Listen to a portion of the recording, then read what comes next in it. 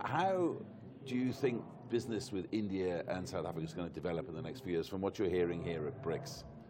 I think there's a huge potential. Going forward, India has a lot of opportunities here in South Africa, same as South Africa investing into India. I think I had, as you mentioned, I had India Business Forum, which is an association of around 100+ Indian companies operating here in South Africa. So together our investment of all our companies stands at $5 billion currently, and we are employing 18,000 South Africans. So we personally believe in next 3 to 4 years, we have the potential to double this investment. So the investment should be around $9 to $10 billion next 4 years.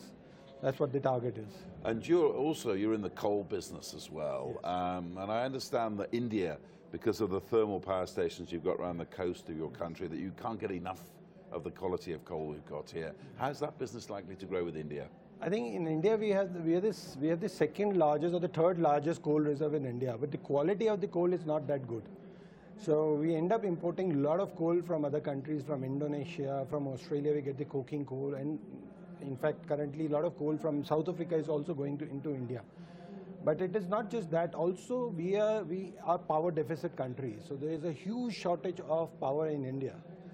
And renewables are taking time, but it can't cover that huge deficit. So we are adding like 40 to 50,000 megawatt every year. That's practically almost like one ESCOM every year we are adding in India. So for that kind of power, you need coal. And that's how I came into this country 9 years back. We wanted to put up a mega power thermal project in India. And I came into this country, started looking for coal linkages. But when I came here, I realized it is not only coal and minerals, there's a lot more in this country. So we have ended up investing into silica mine, polystenite mine, mainly into coal mines. We have now just done investment into IT also in a local IT company. And we're looking at quite a number of other opportunities also.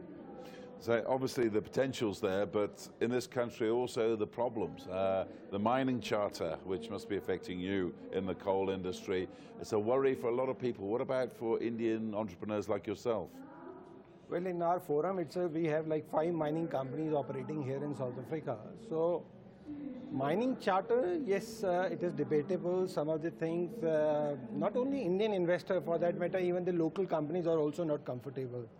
But I think for an investor, what is required is the consistency in policy. One cannot change the goalpost again and again. I'll give you a small example. When we came into this country, we were told, okay, we need to give 26% BE component, the black ownership to the local black company, which is okay, we can understand. In fact, all the investors from India, they understand the background and they fully support it. And we created our structures, got bank finance, got everything, equity, directors, everything sorted. And we were working on this. But mining projects are long term, right? The life of the mine generally on an average is 15, 20, 25 years. So now what we see is from 25 it has gone to 30%.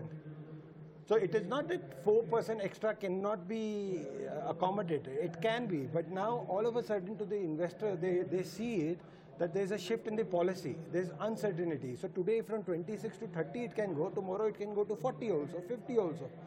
So one needs to create exceptions for foreign investor. Like in India, we have separate foreign direct investment policy for each sector. Like there are sectors where we really seek investments, so we have made it 100% FDI compliant. So any company from outside can come and take 100% equity. There are few sectors where we have local developers, manufacturers, so we don't need that much of FDI. We want to flourish our own manufacturers, so we have only up to 50% FDI allowed. So one needs to probably create FDI specific strategies, one policy for all the sector, for everyone, cannot survive. I think in this world we have to have. Just one last final question I have to ask you as a South African is that, as you know, there's been lots of headlines in the papers about the Gupta family also involved in coal mining. Do you think that's going to make it ever difficult for Indian business to do business here in South Africa?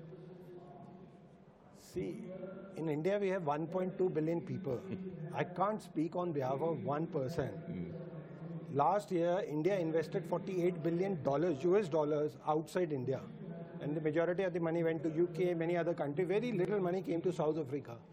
I think the market is so huge, the companies are enough, and they're very well-reputed companies. And companies like us who have been investing 9 years, there are companies like Tata, Mahindra who have been investing in this country for 15 years, 20 years. I think we must look forward and go ahead, and I think there's a huge market and we can work together on it. Mr. Jitin Bhatia of the CI India Business Forum, thank you very much indeed for your time.